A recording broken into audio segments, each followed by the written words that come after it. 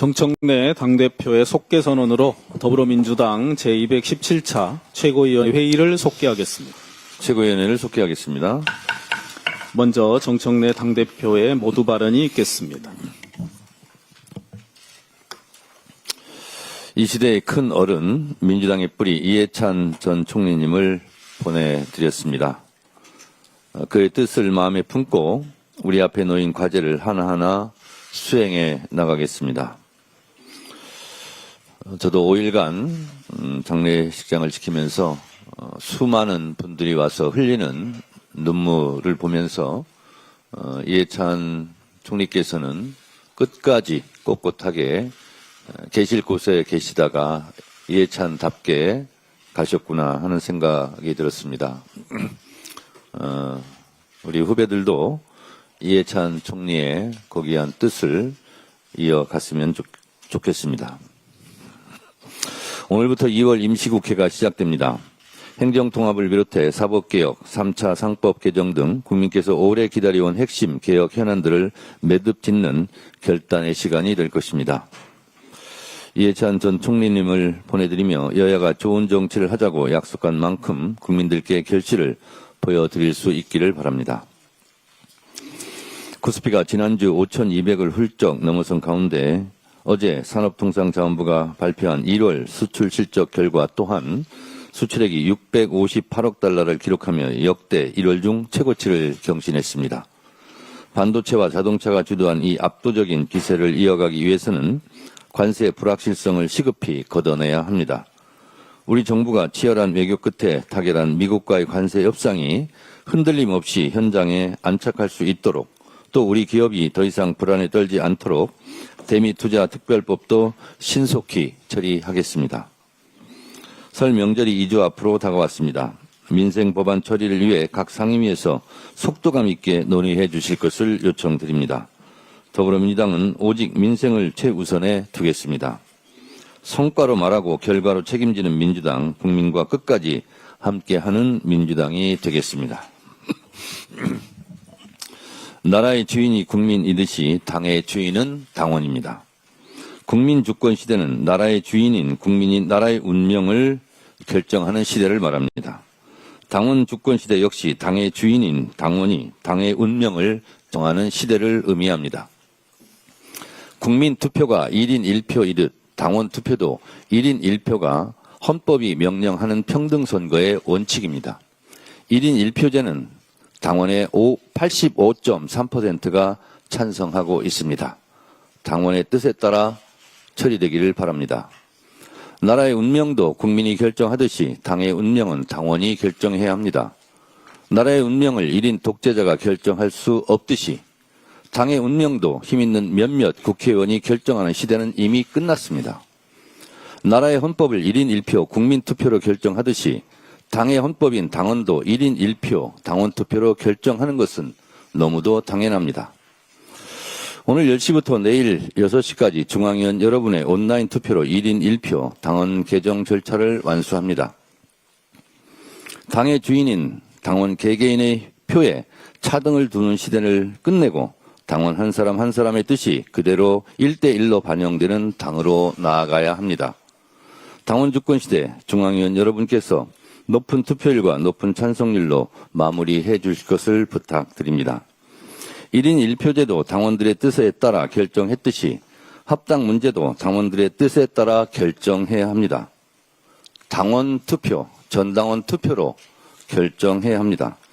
저는 당대표로서 합당 제안을 한 것이지 합당을 결정하거나 합당을 선언한 것이 아닙니다. 당원 토론 절차를 거쳐 당원 투표로 당원들의 뜻에 따라 결정될 것입니다. 합당에 대한 당원들의 뜻이 어디에 있는지 당원들의 토론 속에서 공론화 절차를 밟겠습니다.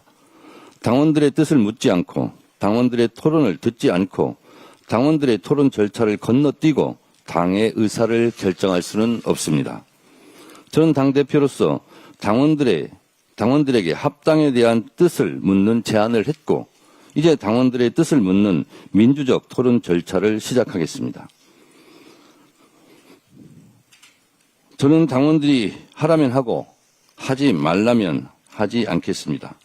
저는 당원들이 가라면 가고 멈추라면 멈추겠습니다. 저는 전당대회 때 약속드린 것처럼 오직 당심, 오직 민심만 믿고 가겠습니다.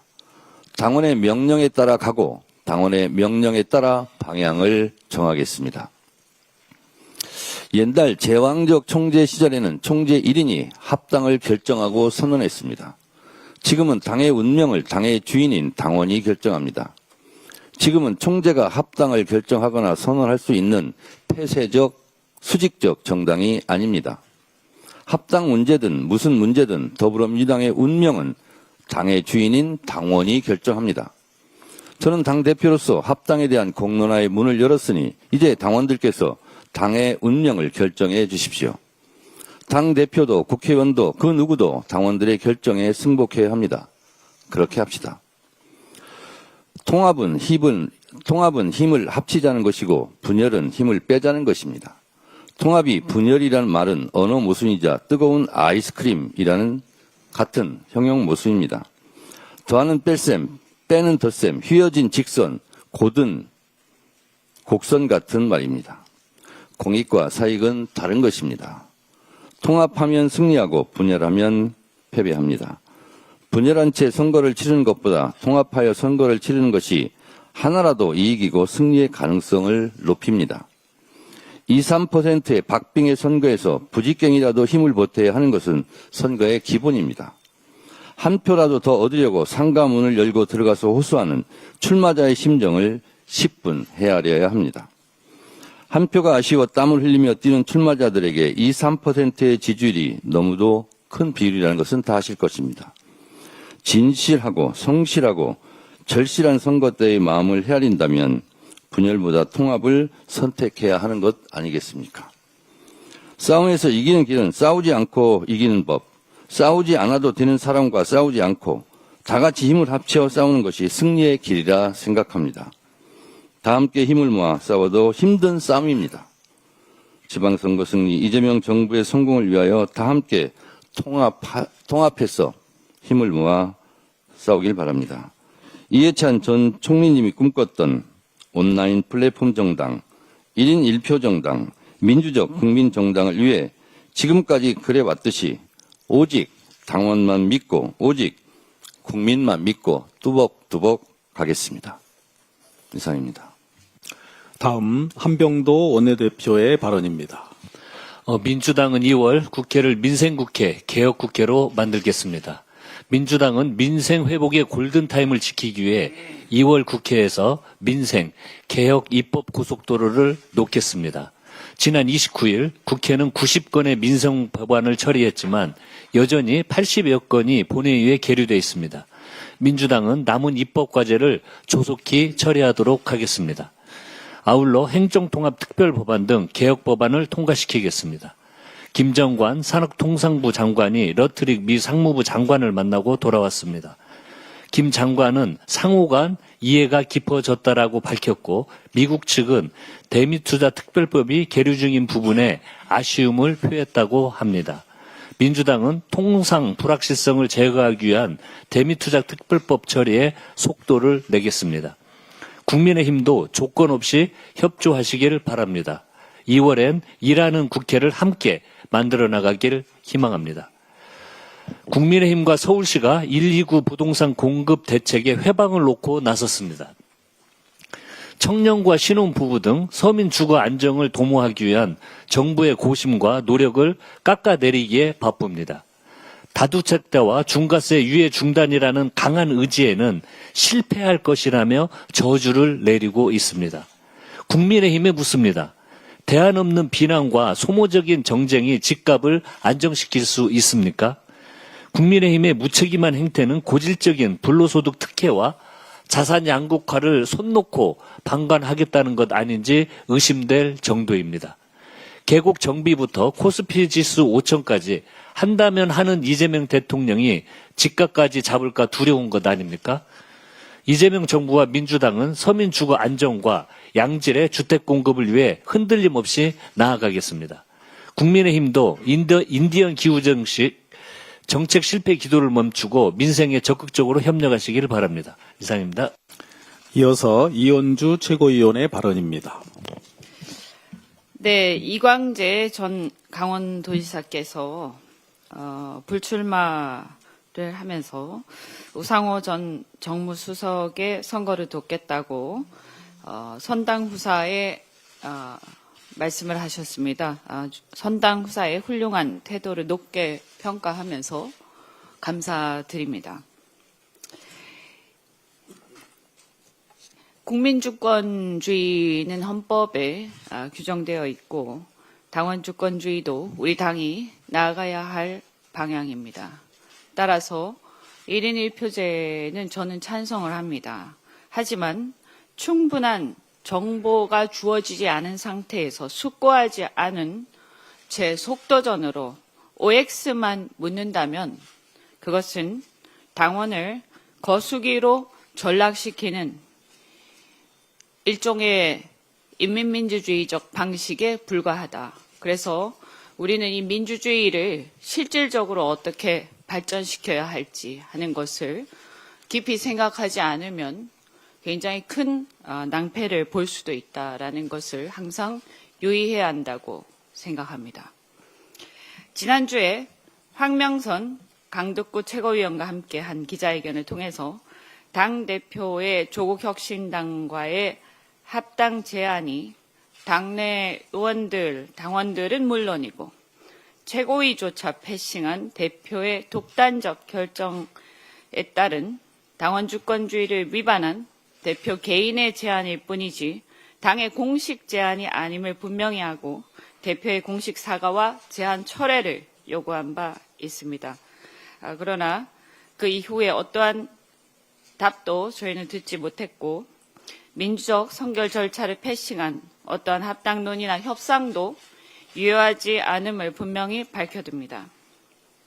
저는 개인적으로 계속해서 지속적으로 통합론자로서 조국혁신당은 물론이고 12.3 해제 결의에 참여했던 국힘 의원들까지 포함하여 내란 종식과 대한민국의 새로운 도약이라는 큰 틀에 동의하는 모든 정치 세력이 함께해야 한다고 생각해 왔습니다. 그러나 내란 종식이라는 큰 틀에서의 연대와 협력의 의미로서의 통합과 양당의 합당은 차원이 다르며 시기와 방법 등에 따른 전략적 실익 그리고 정부와 대통령에 대한 영향도 큰 차이가 있다라고 말씀드립니다. 특히 다소 불편한 얘기일 수 있지만 현재 이재명 정부의 중도 실용 노선을 뒷받침하는 우리 민주당 중심의 흡수합당이 아닌 조국당의 DNA를 유지하면서 하는 합당은 논의의 대상 자체가 되기 어렵다고 생각합니다. 이는 조국당에 대한 호불호 차원이 아니라 집권 여당으로서의 책임의 문제입니다. 즉 국민들에게 우리는 우리의 노선을 표방한 노선을 책임을 져야 합니다. 국민들이 이재명 정부의 중도 실용 노선을 신뢰하고 압도적 지지를 보내고 있는데 자꾸 당이 독자 노선을 추구하거나 당내 노선 갈등이 심각하게 벌어지게 된다면 당과 대통령의 지지율이 계속해서 디커플링 되다가 결국에는 대통령의 국정 지지까지 흔들리게 될 수밖에 없습니다. 열린우리당 시즌2가 되는 것은 바람직하지 않다고 생각합니다. 어제 제가 조국혁신당이 주장하는 토지 공개념에 대해 문제 제기를 한 바 있지만 그 외에도 탈원전, 핵잠수함이나 미국의 대외 전략에 대한 입장, 일본과의 공급망 협력 연대 등에 있어서도 이재명 정부의 현실주의, 국익 중심의 실용 노선과 다른 입장을 공공연히 표명해 왔기 때문에 국민들은 조국 혁신당이 이재명 정부의 중도 실용 노선과 궤를 같이 한다고 생각하지 않습니다. 이러한 지점은 최근의 여론조사에서 계층적으로는 중도층, 지역적으로는 서울 수도권과 부울경, 세대로는 2030 세대에서 합당에 대해 부정적 인식이 상당히 큰 것에서도 분명히 드러납니다. 다만 저는 조국혁신당의 그러한 노선이나 정책에 대해 일방적으로 비난하는 것이 아니라 충분히 존중합니다. 하지만 집권 여당이 정권 초기에 섣부른 합당으로 정부와 사사건건 노선 갈등을 빚는 정치 세력을 만들어 열린우리당 시즌2가 되어서는 안 될 것입니다. 오히려 지금까지처럼 윤석열 같은 거대한 빌런에 맞서 싸울 때나 검찰개혁 등 공통의 아젠다에 관해서는 적극 협력하고 연대하면서 따로 또 같이 하면 충분하다고 생각합니다. 그것이 오히려 양당의 서로의 지지층을 온전히 대변하면서 지지율의 합을 극대화하는 방법이며 억지로 의사를 강요하지 않고 민주적 의사 표시와 다양성을 보장하는 선거제도 개혁 등 정치 개혁으로 나아가는 길입니다. 사실 저는 이 합당이 조국혁신당 선거 출마를 염두에 둔 몇몇 분들을 제외하면 진보정당의 발전을 지지하는 국민들 입장에서도 과연 바람직한 것인지 의문이 듭니다. 그런데 이런 절차적 하자나 노선의 차이도 문제지만 무엇보다 우리는 이 사안의 정치적 본질을 통찰해야 한다고 생각합니다. 영화나 소설을 보면 고대 로마에서는 2인자, 3인자들에 의한 반란이 빈번했습니다. 최근 상황을 보면 고대 로마가 생각납니다. 하늘 아래 두 개의 태양은 있을 수 없다는 것이 진리입니다. 더욱이 대통령의 임기 초에는 말해서 무엇하겠습니까? 한마디로 이 사안의 정치적 본질은 대통령에 대한 지지율이 매우 높고 대통령의 권한이 강력한 임기 초반에 2인자, 3인자들이 판을 바꾸고 프레임을 바꾸어 당권과 대권을 향한 욕망, 본인들이 간판이 되려는 욕망이 표출된 결과임을 부인하기 어렵습니다. 즉 조기 합당은 민주당의 주류교체 시도이자 이재명의 민주당을 정청래 조국의 민주당으로 전환하려는 시도라고 보입니다. 다가오는 지선도 이재명 정부 국정 지지로 치르면 충분합니다. 그런데 그 간판을 바꾸려는 불필요한 시도를 할 필요가 뭐가 있겠습니까? 정부 출범 1년도 안 된 시점에 조기 합당은 당내 차기 대권 논쟁을 조기 점화하고 집권 여당으로서 이재명 정부를 뒷받침하는 입법과 정책에 집중하기보다 차기 정부의 구상에 대한 논쟁으로 날샐 가능성이 많습니다. 실제로도 최근 조국 혁신당 대표께서 차기 정부에 대한 구상 차이 운운하신 적이 있는데 이는 매우 시기적으로 부적절한 발언입니다. 정부 정책을 열심히 뒷받침해야 할 정권 초기에 당의 시선이 대통령보다 차기 권력 구도와 대권 프레임으로 이동하면 국정 집중도와 입법 속도 모두 약화될 수밖에 없습니다. 사실 이미 지금 우리 당내에 그러한 현상이 나타나고 있는 것임을 우리는 직시해야 할 것입니다. 따라서 이 합당 논의는 즉각 중단되어야 합니다. 더 나아가 이 문제는 우리 민주당만의 문제가 아니라 대한민국 국민 전체의 문제임을 다시 한번 강조합니다. 내란 극복 후 어렵게 출범한 이재명 정부의 국정이 흔들림 없이 뒷받침되어 정부가 성공하길 바라는 것은 대선에서 이재명 대통령을 지지했건 안 했건 대다수 국민들의 바람이자 이해관계이기 때문에 우리는 그 믿음을 흔들어서는 안 됩니다. 정권 초기입니다. 결론적으로 저는 대통령 임기 초 조기 합당은 분명하게 반대합니다.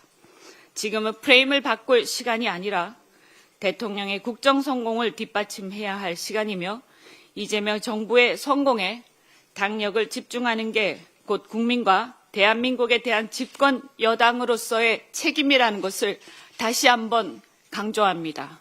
우리 우당인 조국 혁신당과의 관계도 지금까지처럼 협력과 연대를 통해서 얼마든지 잘 해나가고 앞으로 때가 오면 그때 논의하면 될 일이지 이런 식으로 해서 두 당이 굳이 사이가 간극이 벌어질 이유가 전혀 없다라고 생각합니다. 이 문제를 다시 한번 이 문제의 정치적 본질을 우리는 통찰하고 이재명 정부의 성공을 위해서 지금은 집중해야 할 때라고 말씀드립니다. 이상입니다. 다음으로 황영선 최고위원의 발언입니다. 네, 어제 이광재 전 지사로부터 편지 한 통을 받았습니다. 불출마 편지였습니다. 이광재 전 지사님의 불출마 결정은 개인의 정치가 아닌 당과 국민을 위한 진정한 선당 후사의 실천입니다. 쉽지 않은 선택이었을 겁니다. 대의를 위해 용기와 책임감에 자신을 내려놓는 그런 마음의 깊은 감사와 존경을 표합니다. 또한 우상호 후보 승리를 위해서 힘을 모으겠다는 결단은 우리 민주당 정치가 지향해야 할 가장 모범적인 모습입니다. 진심으로 감사드립니다. 이제 합당 논의를 중단하고 국정 뒷받침에 당력을 집중해야 합니다. 지난해 8월 3일 이후 돌아보면 우리 민주당은 국정을 뒷받침하기보다 당무 관련 갈등과 논쟁에 너무 많은 시간과 에너지를 소모했습니다. 무엇이 우선순위였는지, 우리는 과연 국정을 제대로 뒷받침했는지 스스로 묻게 됩니다.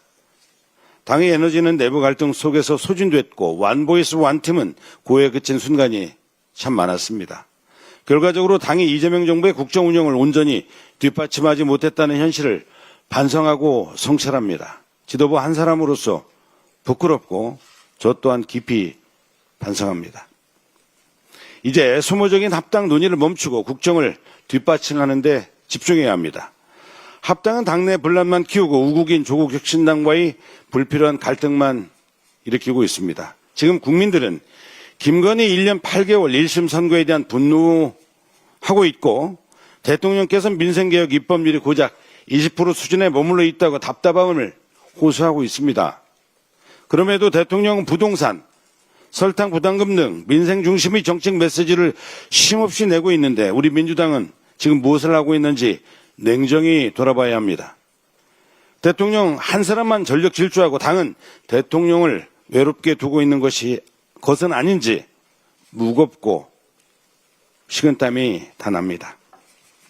당원 주권도 중요하고 합당 문제도 중요합니다마는 우리가 세운, 국민이 세운 이재명 정부의 국정을 뒷받침하는 것은 더 중요합니다. 출범 1년도 안 된 이재명 정부의 국정 운영을 뒷받침하는 일은 지금 우리 당의 가장 우선해야 할 책무입니다.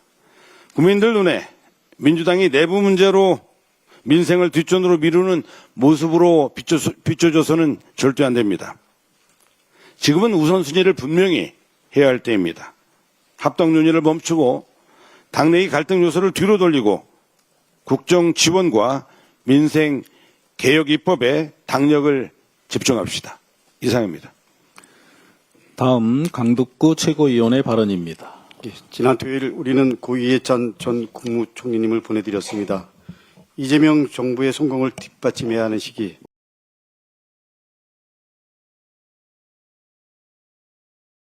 크게 느껴집니다. 민주당의 최고 전략가였던 총리님이라면 조국 혁신당과의 합당 추진을 어떻게 바라보셨을지 생각하게 됩니다.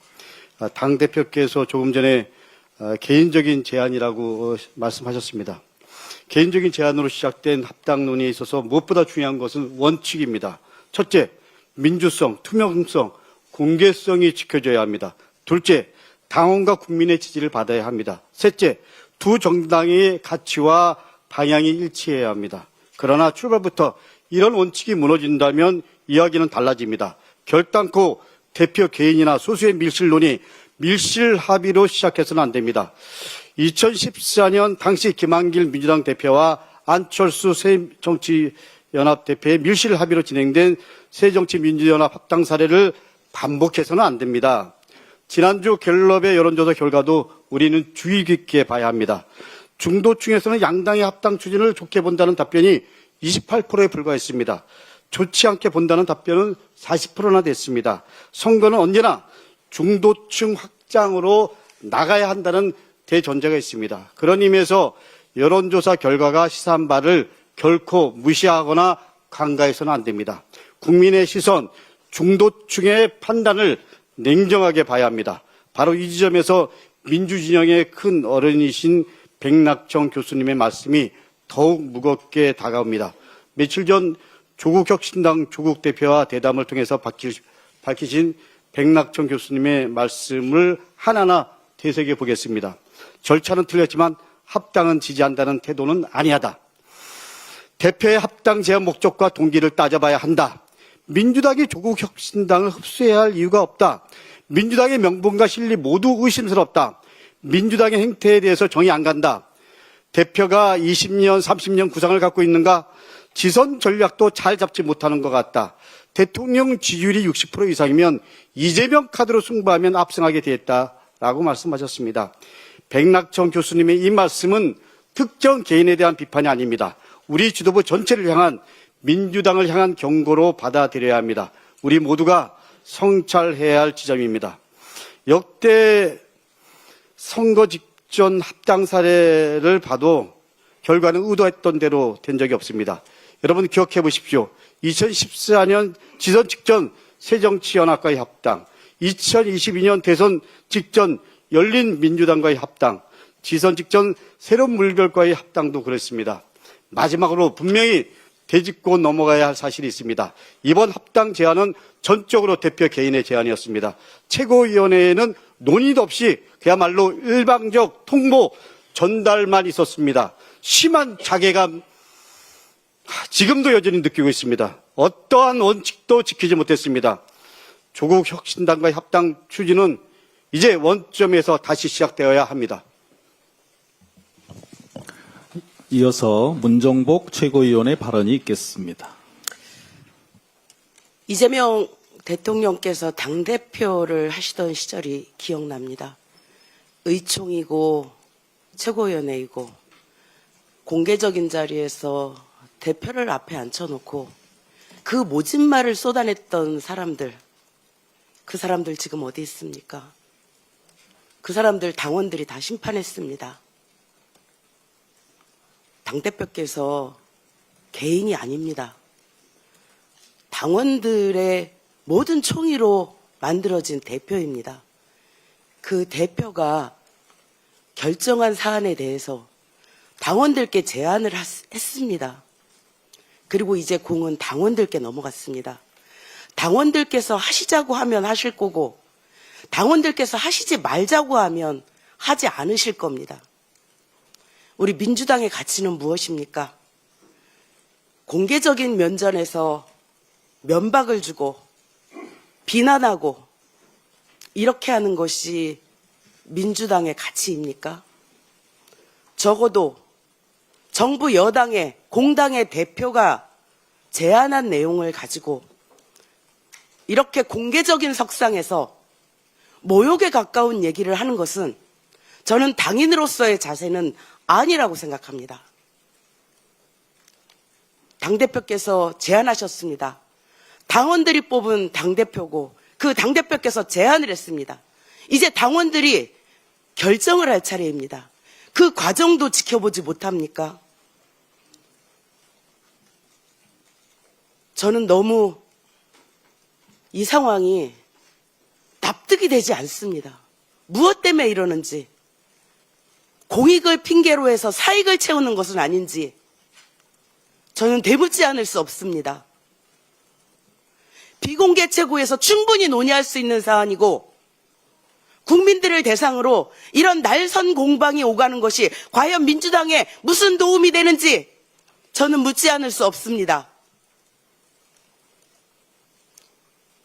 이재명 당대표 면전에서 이재명 대표에게 독설을 쏟아냈던 그 많은 사람들, 그 사람들이 지금 어디에 있는지 기억하십시오.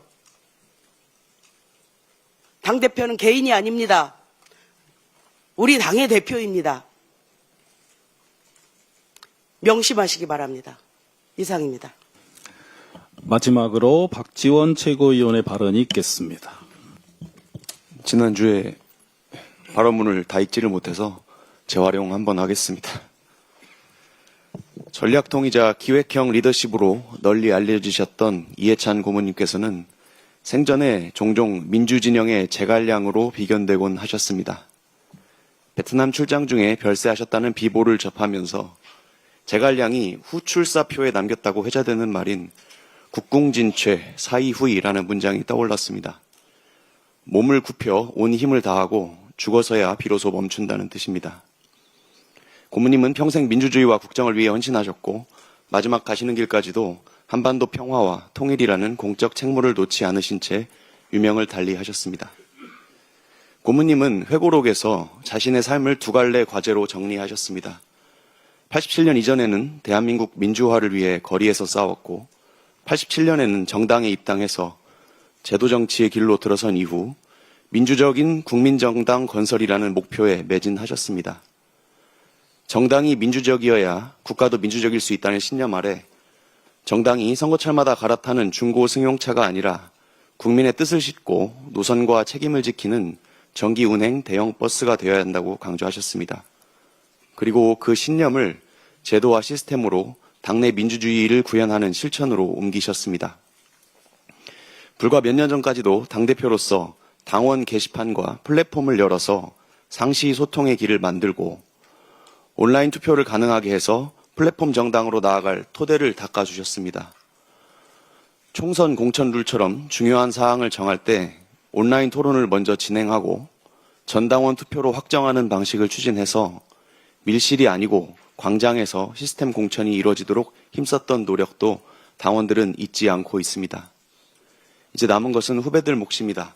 고모님께서 남기신 설계도를 유언으로 삼아 절차로 증명되는 당내 민주주의를 더 단단히 세울 때입니다. 당원의 참여를 더 넓히고 당의 의사결정이 더 투명하고 공정하게 작동하도록 노력하겠습니다. 덧붙여서 지금 합당 논의 관련해서 이야기가 뜨거운데 같은 맥락에서 당원들은 합당 관련해서 듣고 싶어하고 궁금해하고 알고 싶어하고 이야기를 나누고 싶어합니다. 중요한 당의 진로에 관해서 당원들께 묻고 당원들이 결정할 수 있도록 제도와 시스템을 정착시키는데 계속해서 노력하겠습니다. 이상입니다. 이상 발언을 모두 마치고 당대표께서 회의를 폐회하시겠습니다. 당에서 벌어지는 모든 일의 최종 책임은 당 대표에게 있습니다. 당 대표가 부족해서 벌어지는 일입니다. 당원들께서는 당 대표에게 탓을 해주시기 바랍니다. 저는 당 대표를 하면서 매일같이 밀물처럼 밀려오는 과제들을 처리합니다. 어제 처리한 일은 오늘 생각하지 않습니다. 또 내일 밀려올 파도는 오늘 처리하는 일을 소홀하게 할 수 있기 때문에 오늘 일에 집중합니다. 하루하루 최선을 다하고 그 하루하루가 더해져서 저의 임기가 진행이 될 것입니다. 대한민국의 주권은 국민에게 있고 모든 권력은 국민으로부터 나옵니다. 더불어민주당도 그렇습니다. 모든 당권은 당원에게 있고 모든 당권 또한 당원으로부터 나옵니다. 이것이 당원 주권 시대 당원 주권 정당의 모습입니다. 당원들에게 길을 묻고 당원들이 가라는 곳으로 가겠습니다. 회의를 마치겠습니다.